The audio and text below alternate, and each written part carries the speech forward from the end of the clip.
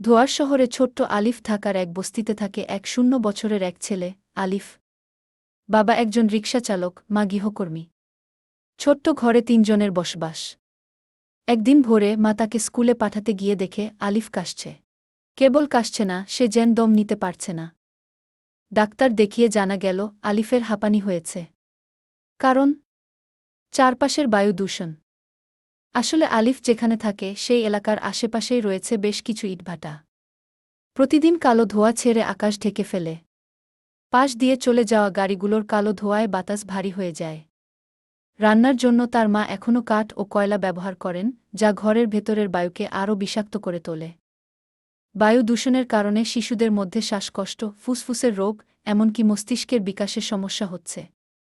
শুধু শিশুই নয়, এই বিষাক্ত বাতাসের কারণে প্রাপ্তবয়স্করাও আক্রান্ত হচ্ছেন ক্যান্সার, হৃদরোগ এবং নানা জটিল রোগে। কিন্তু আমরা কি পারি না এই অবস্থা বদলাতে? অবশ্যই পারি। কলকারখানাগুলোতে পরিশোধন যন্ত্র বসাতে হবে। গাড়ির ধোঁয়া কমাতে পরিবেশবান্ধব যান ব্যবহার করতে হবে। গ্রামে ও শহরে পরিচ্ছন্ন জ্বালানি যেমন গ্যাস বা বিদ্যুৎ ব্যবহার বাড়াতে হবে।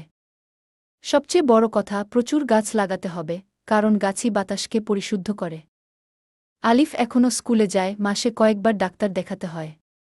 সে চায় বড় হয়ে ডাক্তার হবে, যেন আরও অনেক শিশুকে সুস্থ রাখতে পারে। আমাদের দায়িত্ব এখনই বায়ু দূষণ বন্ধে কাজ শুরু করা, যেন আলিফ আর তার মতো লক্ষ শিশু সুস্থভাবে বেড়ে উঠতে পারে।